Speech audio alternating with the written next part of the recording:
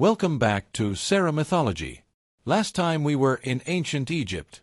We stood in the Hall of Two Truths while Anubis placed a heart on the scale and held a feather on the other side. We followed Isis across the length of a country, gathering the scattered pieces of the man she refused to lose. We watched the first mummification performed in the Delta marshes, and we discovered what a civilization that loved its world more than almost anything imagined waiting on the other side of dying.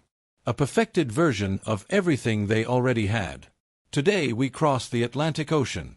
We go west, across the water that the ancient world did not know existed, to a continent that was building cities while Europe was still sleeping in the Dark Ages, to a civilization that placed the movement of the sun at the absolute center of its theology, its architecture, its calendar, its governance, and its relationship with the divine.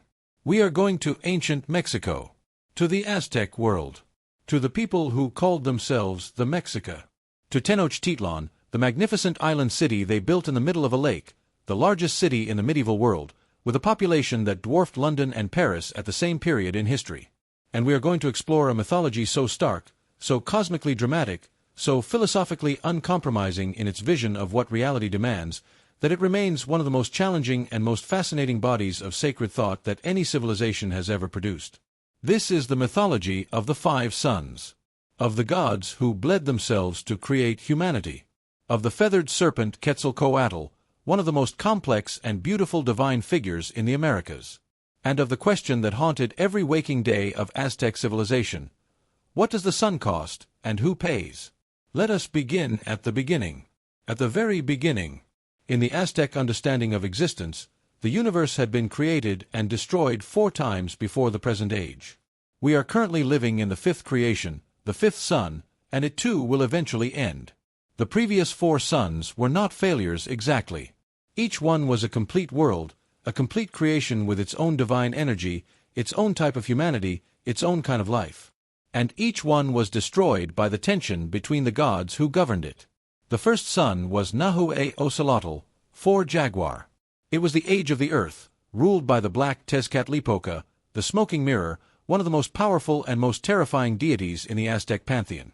The people of this age were giants who ate acorns. But the age ended when Quetzalcoatl struck Tezcatlipoca with a mighty blow and knocked him out of the sky. Tezcatlipoca fell into the ocean and transformed into a great jaguar. He rose and his jaguar companions devoured everyone in the world. Darkness consumed everything. The first sun was over. The second sun was Nahuatl, 4 wind. It was the age of air, ruled by Quetzalcoatl. The people of this age ate seeds that fell from trees. But this age ended when Tezcatlipoca took his revenge. He toppled Quetzalcoatl from the sky, and a wind so devastating arose that it blew away everything. The people were transformed into monkeys and scattered to the forests. The second sun was over. The third sun was Nahuatl, 4 rain. It was the age of fire rain, of burning catastrophe. The people of this age ate a plant that grew on water. And this age ended when the sky itself rained fire, when everything burned and the people became dogs and turkeys and butterflies, fleeing the destruction. The third sun was over. The fourth sun was Nahuatl, 4 water. This was the age of water. The people of this age ate a kind of wild maize. And this age ended in a great flood. The waters rose and covered everything, and the people became fish. The sky collapsed. The earth disappeared beneath the water. The fourth sun was over. 4 creations. 4 destructions. Each one a complete world, brought into being by the gods, shattered by their conflicts, transformed into the animals and elements that populate the world we know today. The monkeys in the trees, the fish in the rivers, the jaguars in the forest, all of them are the remnants of previous humanities, transformed but not annihilated, carrying within them the memory of what they once were. Then came the making of the 5th sun, the sun we live under right now. And its creation is one of the most extraordinary myths in the history of human religious thought. After the destruction of the 4th sun, the world was in darkness. Absolute darkness. The gods gathered at Teotihuacan, the great city of the gods, the city whose name means the place where men become gods, and whose pyramids still stand today in central Mexico, still drawing millions of visitors who stand at their base and feel, even without knowing the mythology, that something vast and old and significant lives in those stones. The gods gathered in the darkness, and they faced the same problem that every civilization eventually faces when it looks at the sun moving across the sky. The sun does not move by itself. Something makes it move. Something sustains it. What is that something, and what does it cost? The Aztec answer was this: the sun requires a sacrifice so complete that only the gods themselves could provide it at the beginning. And once the pattern was set at the beginning, it must be maintained forever. Two gods were chosen to become the fifth sun and the moon. The first was Teotihuacan, a proud, wealthy, resplendent god who volunteered eagerly for the honor. The second was Teotihuacan, a humble, poor, diseased god, covered in sores, who had nothing precious to offer. Where Teotihuacan made offerings of precious feathers and coral and gold and red coral and thorns of coral and maguey spines of precious stone, Teotihuacan offered only what he had: bundles of dried reeds, dried grasses, his own scabs and blood drawn by simple thorns. The two gods performed penances for 4 days. And then on the 5th day, the divine hearth was prepared. The fire was built. The moment had come. One of them had to throw himself into the fire to become the sun. Teotihuacan approached the flames. The heat was enormous. He drew back. He tried again. Drew back again. For times he approached the blazing divine fire. For times the heat defeated his courage. The other gods watched in silence. Then Teotihuacan approached. He gathered himself. He closed his eyes. And on his first approach, without hesitation, he threw himself into the fire. His body caught. He burned. He burned completely. And from the flames he rose, transformed, ascending into the sky as the sun. Teotihuacan, shamed by what he had witnessed, found his courage and threw himself into the fire after Teotihuacan. He also rose. He also began to ascend into the sky as a second sun, equally bright. But 2 equally brilliant suns would have destroyed the world. Too much light. Too much heat. The day would never end and nothing would be able to survive. So one of the gods took a rabbit and struck Teotihuacan across the face with it, dimming his light. He became the moon. And if you look at the full moon on a clear night and see within it the shadow of a rabbit, you are seeing the mark of that strike, the blow that made the night possible, the wound that gave the world its darkness and its rest. But even with the sun and moon created, they did not move. They hung in the sky, motionless. A motionless sun is as deadly as no sun at all. The world needs the sun to move, to trace its path, to create day and night, to mark the seasons, to sustain the cycle that makes life possible. And the sun spoke. It demanded the blood of the gods. All the gods gathered. And one by one they offered their blood, cutting themselves, bleeding onto the ground. But this was not enough.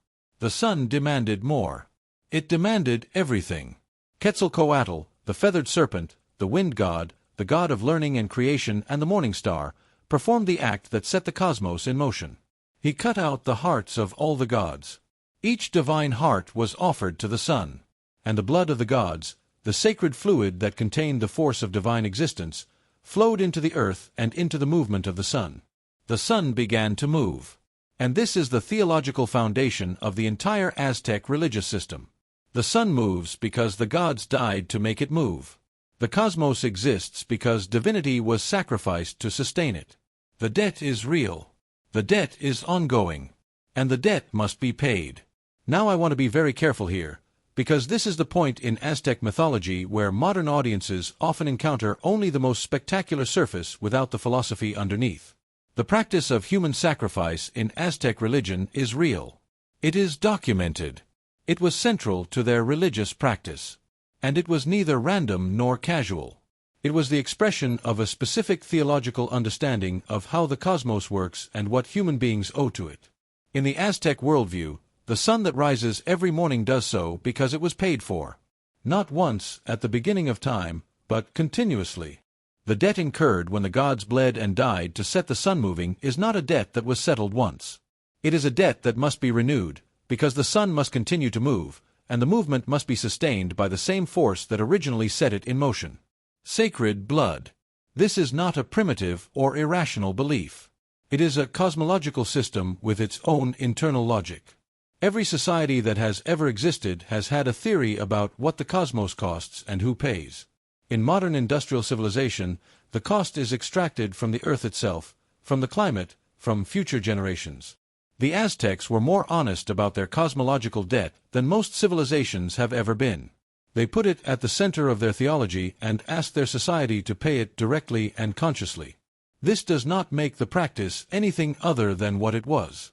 But understanding the theology that produced it is essential to understanding the civilization that held it. Now let us meet the gods themselves, because the theology is carried in the personalities of the divine beings who embody it. Huitzilopochtli is the sun god, the war god, the hummingbird of the south, the patron deity of the Mexica people. His origin story is extraordinary. His mother Coatlicue, the earth goddess, wore a skirt of serpents and a necklace of hearts and skulls. She was a sacred figure performing penances on a mountain when a ball of feathers fell from the sky and she tucked it into her waistband and became pregnant. Her 400 sons, the Sensen-Huitznawa, the stars of the south, were enraged. Their sister Coyolxauhqui, the moon goddess, led them in a plot to kill their mother and the unborn child who had shamed her. They armed themselves and marched on Coatlicue's mountain. But Huitzilopochtli was born fully formed and fully armed from his mother's womb at the moment they arrived. He was born in full warrior dress, holding the Xiacotl, the turquoise fire serpent, his divine weapon. He struck Coyolxauhqui, cut off her head, and her body rolled down the mountain, breaking apart as it fell. He scattered the 400 stars of the south across the sky. And this is the origin of the daily movement of the sun. Every morning the sun, Huitzilopochtli, is reborn and fights his way across the sky against the stars and the moon. Every day is a battle. Every sunrise is a victory. And every sunset is a defeat, a temporary death, from which the sun must be reborn again the next morning. The great temple of Tenochtitlan, the Templo Mayor, the double pyramid at the heart of the Aztec capital, was oriented so that on specific days of the year the sun rose in perfect alignment with the shrine of Huitzilopochtli at its summit. The entire city, the entire religious calendar, the entire political structure of the empire was organized around the movement of this sun. The emperor himself, the Huey Teotihuacan, the great speaker, was understood as the representative of the sun on earth. His role was not merely political. It was cosmological. Now let us meet Quetzalcoatl, the feathered serpent, the most philosophically complex deity in the Aztec pantheon. Quetzalcoatl is the union of opposites. The Quetzal bird is the most beautiful bird in Mesoamerica, with tail feathers of iridescent green that were more precious than gold in the ancient world. The Cotl is the serpent, which moves on the earth, which lives in the lowest places, which sheds its skin and appears to be reborn. The feathered serpent is the union of the sky and the earth, of the heavenly and the terrestrial, of the spiritual and the physical. Quetzalcoatl is the god of wind and learning and the priesthood and the arts and the calendar and Venus, the morning star. He is the civilizing force, the one who gave humanity the knowledge of agriculture, of writing, of mathematics, of the sacred calendar. He is associated with the color white, with the east, with the morning, with the promise of a new beginning. His most famous myth is also his most human story. Quetzalcoatl ruled in the great city of Tallinn, the legendary Toltec capital, as a priest-king of extraordinary wisdom and piety. Under his rule, Tallinn flourished beyond any city before it. The corn grew in colors, red and yellow and blue and white. The cotton grew already dyed. The birds of paradise lived in the gardens. The people were wise and gentle and skilled. Quetzalcoatl was their model, their teacher, their light. He practiced the most severe asceticism. He demanded no blood sacrifice, only the offering of butterflies and serpents and flowers and his own blood drawn in penance from his own calves and ears. He was, in a very real sense, the voice within Aztec religion that challenged the theology of blood, that proposed an alternative. Then Tezcatlipoca came to destroy him. Tezcatlipoca, the smoking mirror, the god of night and sorcery and the obsidian reflective surface in which sorcerers see the truth of things, was Quetzalcoatl's eternal opposite. Where Quetzalcoatl was day, Tezcatlipoca was night. Where Quetzalcoatl was sky, Tezcatlipoca was earth. Where Quetzalcoatl was order and learning and light, Tezcatlipoca was chaos and instinct and darkness. They needed each other. The cosmos needed both of them. But their relationship was defined by struggle. Tezcatlipoca appeared to Quetzalcoatl with a smoking obsidian mirror and told him to look at himself. When Quetzalcoatl looked into the dark mirror, he saw his face as it actually was, old, worn, ravaged by his ascetic practices. He was ugly. He had believed himself to be radiant, and the mirror showed him otherwise. His certainty about himself was shattered. Tezcatlipoca then offered him a drink of pulque, the fermented maguey drink, saying it would heal him. Quetzalcoatl, whose asceticism had forbidden all intoxicants, refused once. Refused twice. And then the temptation of the mirror and the drink and his own shaken self-understanding overcame him, and he drank. And then he drank again. And again. Until he was deeply intoxicated. He who had never touched such a thing. He who had built his entire identity on purity and self-mastery. In this state, he summoned his sister Quetzalcoatl, and they drank together through the night, abandoning all the penances and all the rituals they had maintained for years. In the morning, sober and full of grief and shame at what he had done, Quetzalcoatl understood that he could no longer remain in Tallinn. He was no longer what he had believed himself to be. He was no longer the pure priest-king. He was something more complicated. Something more human. He gathered his treasures, his turquoise mask, his quetzal feather headdress, his gold. He buried them. He burned his palaces. He dressed in his white robes and began walking east, toward the ocean, toward the direction of Venus, the morning star. His journey to the coast is a story in itself. Tezcatlipoca continued to torment him along the way, sending sorcerers, sending disasters. At each challenge Quetzalcoatl walked through it, diminished but moving. At the ocean shore he built a raft of serpents and set out to sea, disappearing over the horizon toward the east. But before he left he made a prophecy. He said he would return. In the year 1 read, Suacatl, which corresponded on the Aztec calendar to the year 1519 in the Western calendar, Quetzalcoatl would return from the east, from across the ocean. In 1519, Hernán Cortés landed on the coast of Mexico with his Spanish expedition. He arrived from the east. He arrived in a year named 1 read. He came wearing metal armor that glinted in the tropical sun. His ships were enormous and incomprehensible to those who saw them. The Aztec Emperor Moctezuma received reports and was paralyzed by uncertainty. Was this the return of Quetzalcoatl? Whether Moctezuma genuinely believed this, or whether the story was later elaborated by both indigenous and Spanish sources to explain the catastrophic failure to resist, historians continue to debate. But the power of the myth, the way it intersected with history at exactly the moment of maximum vulnerability, is one of the most haunting coincidences in the entire history of mythology meeting reality. Now let us draw the threads that connect the Aztec world to the broader human story, as we always do on Sarah Mythology. The myth of the 5 sons, of multiple ages of creation, each ending in catastrophe before the present age, has deep structural parallels in other traditions. The Hindu tradition of the 4 yugas, the 4 ages of the world, each progressively shorter and more corrupt before the cycle begins again, is perhaps the closest structural parallel. The Norse tradition of a world that has been ordered and will be destroyed at Ragnarok and will rise again. The Greek tradition of the ages of gold, silver, bronze, heroes, and iron, each a decline from the previous. The Aztec tradition is unusual in its specificity and in its insistence that we are currently in a 5th creation, not a first or only one, but a 5th, with 4 destroyed worlds behind us and the shadow of eventual destruction ahead. The idea that the gods themselves must sacrifice and bleed to sustain the cosmos appears not only in Aztec theology but in Norse mythology, where Odin sacrifices himself to himself on the world tree. In Hindu mythology, where the great god Shiva destroys in order to allow creation. In the Mesopotamian tradition, where the body of the defeated primordial being Tiamat becomes the material of which the world is made. Creation through sacrifice is one of the deepest and most persistent patterns in human religious thought. And Quetzalcoatl, the feathered serpent who represents the union of sky and earth, who is associated with learning and writing and civilization, and who departs in shame over his own human weakness and promises to return, this figure resonates with multiple traditions. With the divine being who is both transcendent and vulnerable, who is both the source of all wisdom and the most human of the gods, who falls and leaves and whose return is awaited. The mythology of the awaited return of the divine being who was lost through human or divine failure is one of the most universal patterns in world religion. The Aztec world asks one question above all others, and it asks it without flinching. What does existence cost?